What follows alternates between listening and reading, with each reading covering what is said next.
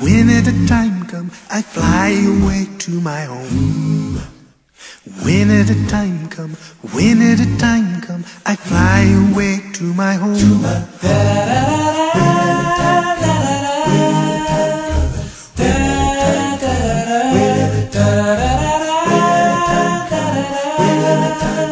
I fly away to my home. Yes. Maybe the morning, maybe the evening, I fly away to my home. Maybe the noonday, but soon I'll be leaving. I fly away to my home.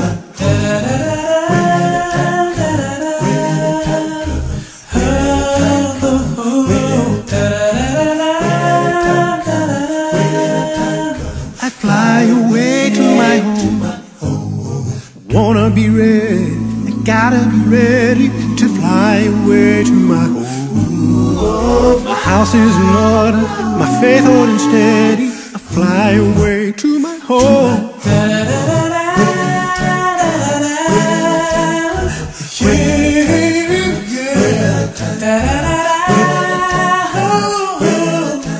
Oh, I'll fly away to my home.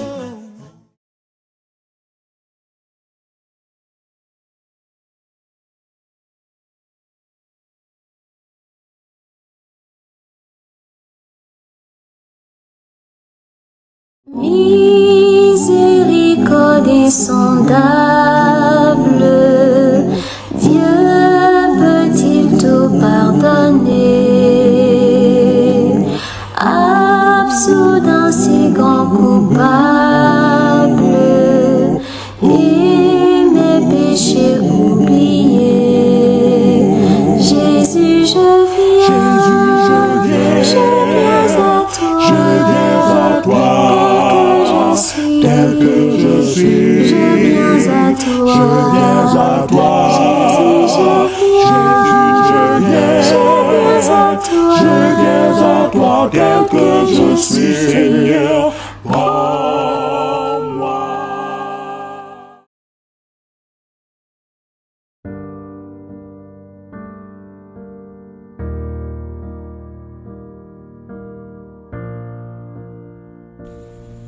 Éternel, notre Dieu, notre Père, nous te disons merci pour le souffle de vie que tu nous as accordé jusqu'à ce jour. Nous te disons merci parce que tu as permis que nous puissions encore être comptés parmi les vivants et que tu as fait de nous tes enfants. À ce moment que nous allons écouter le message que tu as prévu pour nous, Seigneur, permets que celui-ci puisse nous transformer, permets qu'au travers de lui, nous puissions effectuer les changements dans nos vies. Papa, merci pour la grâce que tu ne cesses de nous accorder. Merci pour ta vie que tu nous as donnée. Sois béni, sois exalté en Jésus-Christ, nous t'avons prié. Amen.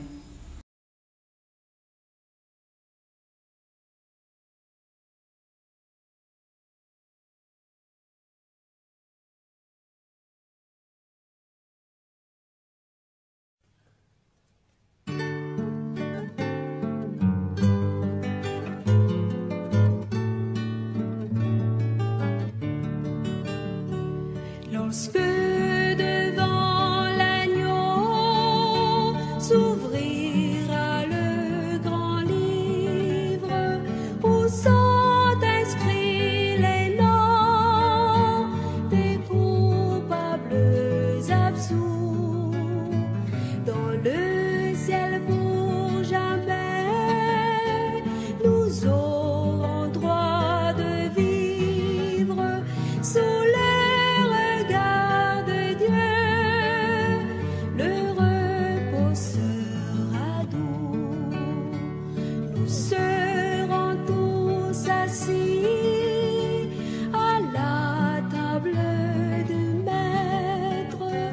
jouissant du bonheur des amis de l'époux, comme il nous a connus, nous pourrons le connaître sous le regard de Dieu.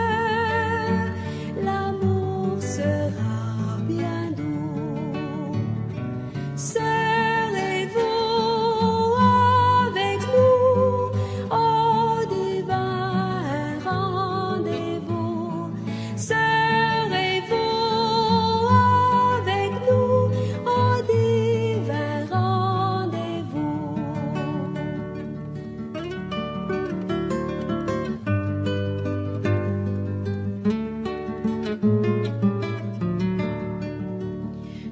revoir éternel, nous connaîtrons les charmes pour ne plus le quitter. Nous retrouverons tous les amis dans la mort. Nous courent à tant de larmes sous le regard de Dieu.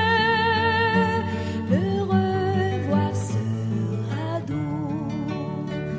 Ouvrez, ouvrez vos cœurs aux appels de la grâce, aux délices du ciel.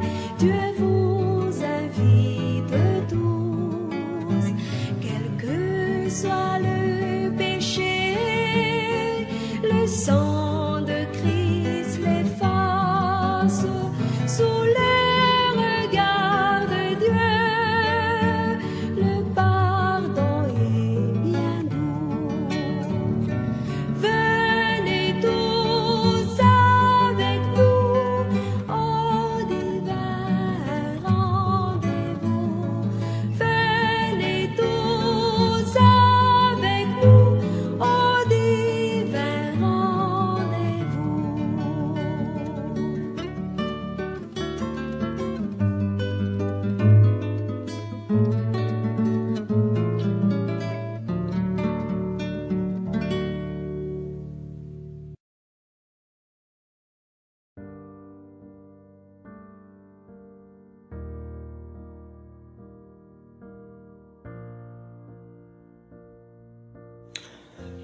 Chers frères et sœurs en Christ, que la paix et la grâce de notre Seigneur et Sauveur Jésus-Christ soient notre partage.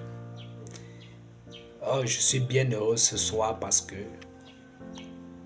Dieu me donne la possibilité de partager avec vous un thème qui fait l'actualité de ce monde. J'intitule ce thème la mort. La mort, tout le monde la connaît. Elle est coriace. Quand elle arrive dans une maison, elle ne passe pas sans laisser des effets. Les gens meurent tellement et les gens s'attristent à cause de la mort. Les gens ont même peur de mourir. C'est compliqué. Aujourd'hui, autour de nous, on voit la mort. On a peur même lorsqu'elle rôde aux alentours de nos maisons. La mort, elle vient de toutes parts. Elle peut passer par des accidents. Elle peut passer par des fléaux tels que les tremblements de terre, des volcanismes, des accidents, des maladies, des pandémies, des épidémies. Elles passent par n'importe quel moyen et les gens vont mourir. On meurt chaque jour. C'est triste.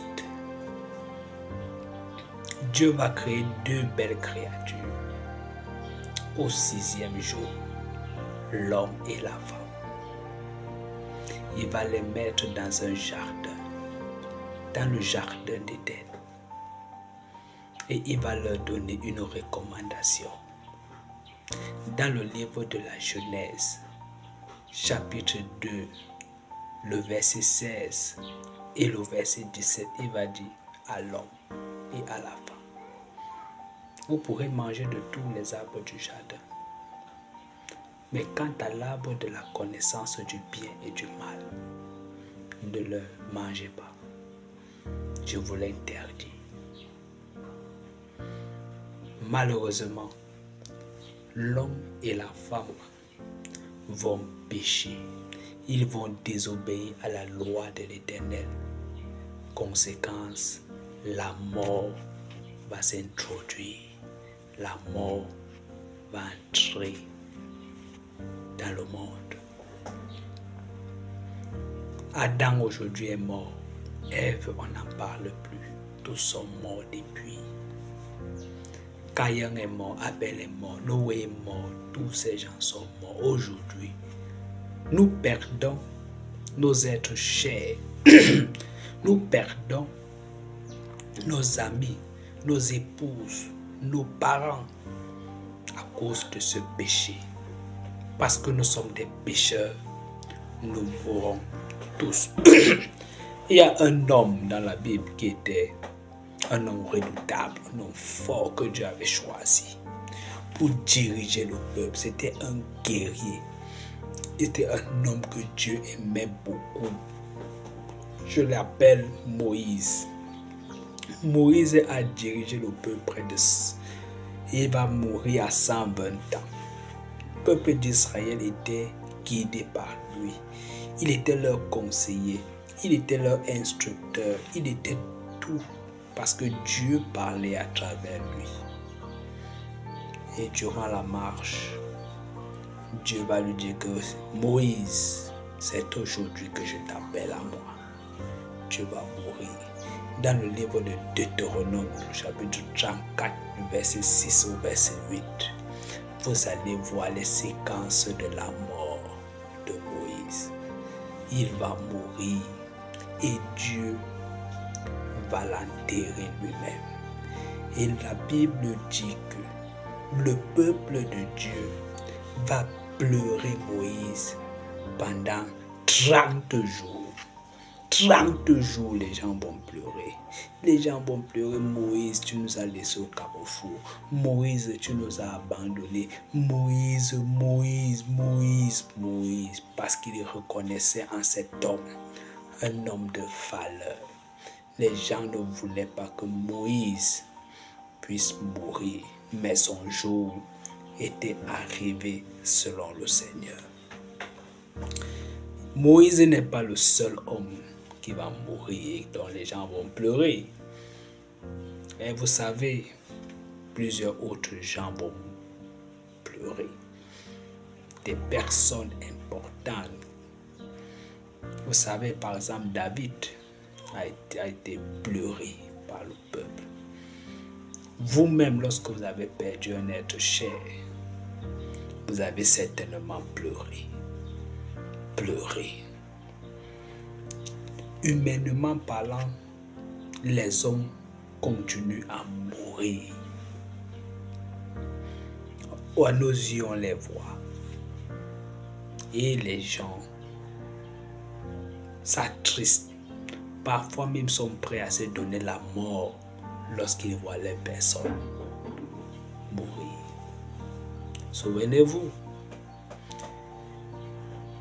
Dieu, dans son plan, n'avait pas voulu que ces choses aillent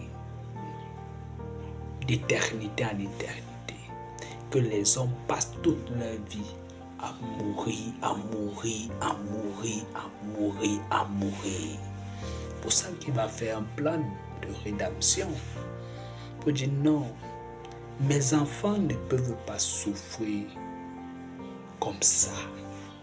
Il faut que je les sorte de cette situation. Dieu dans son ciel va décider d'envoyer son Fils unique, Jésus-Christ, pour venir nous sortir de cette situation. Jésus-Christ va venir sur cette terre et il va prendre la forme humaine.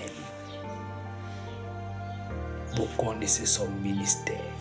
Je ne vais pas entrer dans son ministère. Mais la mission de Jésus-Christ était de mourir pour nous, à cause de nos péchés, à cause de toi, à cause de moi. Il s'est donné la mort parce qu'il voulait nous sauver. Sur une croix, à Golgotha, cloué, Jésus-Christ va perdre la vie. Lorsque vous allez lire dans le livre de Marc, chapitre 15, du verset 34 au verset 36, Marc chapitre 15, du verset 34 au verset 36, je vais faire lecture. Il est écrit: Et à la 9e heure, Jésus s'écria d'une voix forte: Eloi, Eloi, lama sabachthani, ce qui signifie: mon Dieu, pourquoi m'as-tu abandonné? Quelques-uns de ceux qui étaient là, ayant entendu dire: voici, il appelle Élie, et l'un d'eux courut remplir une éponge de vinaigre et l'ayant fixé à un roseau, il lui donna à boire en disant: laissez, voyons si Élie viendra le descendre. Mais Jésus, ayant poussé un grand cri, expira. Jésus va mourir. Et Dieu dans le ciel va s'attrister de voir comment son fils meurt. Mais savait que c'était pour une bonne cause. Jésus-Christ aussi va mourir pour les péchés de l'humanité, pour nous sauver. Il a porté la mort que nous méritons et il nous a donné sa vie. Jésus-Christ nous a donné sa vie pour que celui qui croit en lui ne doit pas périr mais puisse vivre éternellement. Il y en a donc deux types de mort. Il y a la mort charnelle et il y a la mort spirituelle. La mort charnelle, c'est ce que nous voyons aujourd'hui. Là, les gens tombent, cadavres, ils meurent, on l'enterre, ils meurent, on enterre. Mais il y a une mort, mes frères. Cette mort-là, non, faites très attention, c'est la mort spirituelle. Qu'est-ce que la mort spirituelle? Il y a une fameuse histoire dans la Bible d'un roi que Dieu avait choisi pour diriger, le premier roi même du peuple d'Israël, appelé Saül. Vers la fin de son règne, il va commencer à désobéir à Dieu, à faire des choses selon sa volonté. Il ne va plus écouter Dieu, il va faire des choses à sa guise et Dieu va se manifester. Comme vous allez voir dans le livre de 1 Samuel, le chapitre 15, le verset 26, 1 Samuel, le chapitre 15, le verset 26, vous allez voir là-bas dedans que le roi Saül va déshonorer Dieu et Dieu va dire des mots durs au prophète Samuel que attention, Saül là, je l'ai rejeté. 1 Samuel chapitre 15, le verset 26, on va écouter la lecture, il est écrit. Samuel dit à Saül: je ne retournerai point avec toi, car tu as rejeté la parole de l'Éternel, et l'Éternel te rejette afin que tu ne sois plus roi sur Israël. Saül va être rejeté par Dieu. Également nous, quand nous refusons d'obéir à Dieu, Dieu nous rejette. Et quand il nous rejette, son esprit quitte en nous. Et nous sommes maintenant à la merci du mal. Dieu dans le ciel nous regarde tous. Et quand nous décidons de ne plus marcher avec lui, de le désobéir, Dieu se retire de nous.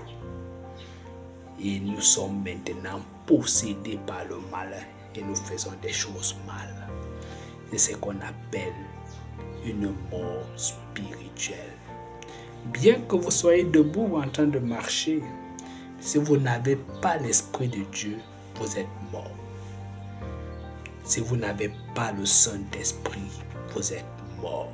Vous êtes des tombeaux vides. Ne permettez pas que vous arriviez à ce niveau. Dieu voudrait nous sauver tous. Dieu veut marcher avec nous. Je vous laisse un dernier verset. Un dernier verset que j'aime beaucoup. Dans le livre d'Apocalypse 21. Parce que Dieu ne voudrait pas que nous puissions mourir, mais que nous tous nous puissions arriver à la repentance et que nous ayons tous la vie. Parce que la mort n'est pas une bonne chose. Parce qu'à un moment donné, Dieu va mettre fin à la mort. Dieu va détruire la mort.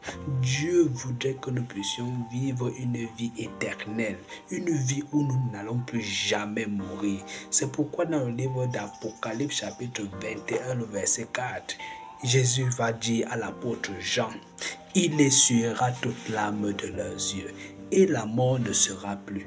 Il n'y aura plus ni deuil, ni cri, ni douleur, car les premières choses ont disparu. Vous allez remarquer que les gens ne vont plus s'asseoir pour pleurer des personnes mortes. Les gens ne vont plus organiser des deuils que tel est mort. Les gens ne vont plus crier. Les gens n'auront plus la douleur dans le cœur que oh, la mort est montée ou la mort est descendue. Parce que Dieu va régler le problème de la mort une fois et pour toutes, définitivement. Parce que lorsqu'il va venir, à un signal donné, à la voix d'un archange, au son de la trompette, il va sonner. Les morts en Christ vont ressusciter premièrement. Ceux qui auront cru, les vivants, qui seront sur la terre, ne vont pas dévancer ceux qui sont morts en Jésus-Christ. Ces morts-là vont sortir, la première résurrection. Ils vont être transformés avec les vivants qui ont cru en Jésus-Christ.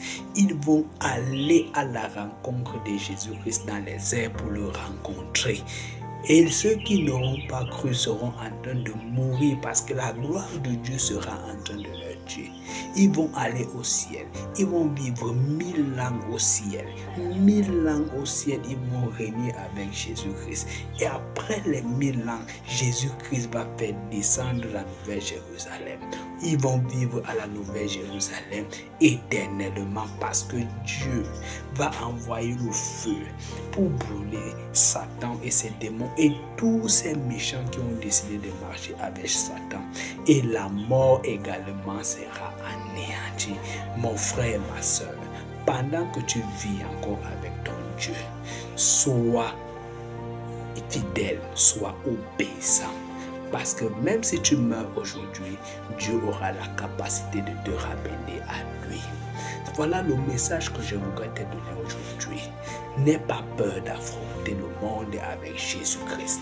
N'aie pas peur de marcher avec ton Jésus-Christ. Marche avec lui et tu auras la vie éternelle. Que l'Éternel vous bénisse et qu'il vous bénisse encore. Amen.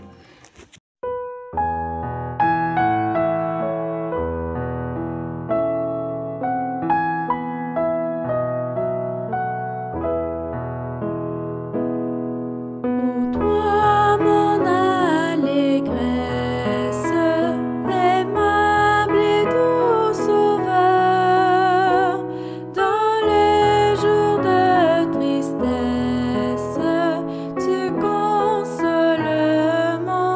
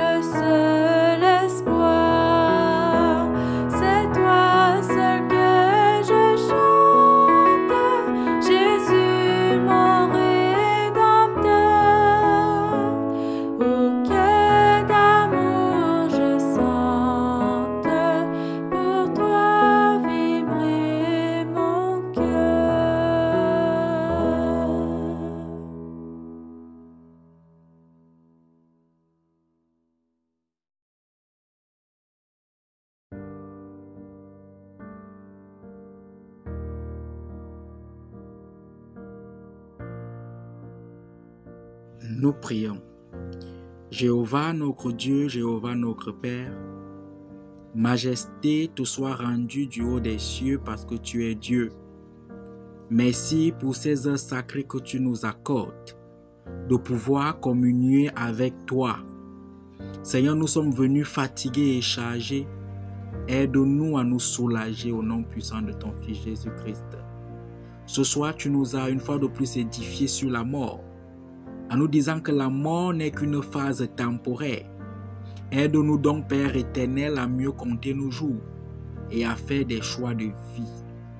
Bénis celui qui nous a partagé le message de ce soir. Bénis sa famille, console-le, ô Père éternel, alors qu'il traverse des moments troubles. Au nom puissant de ton Fils Jésus, j'ai prié. Amen.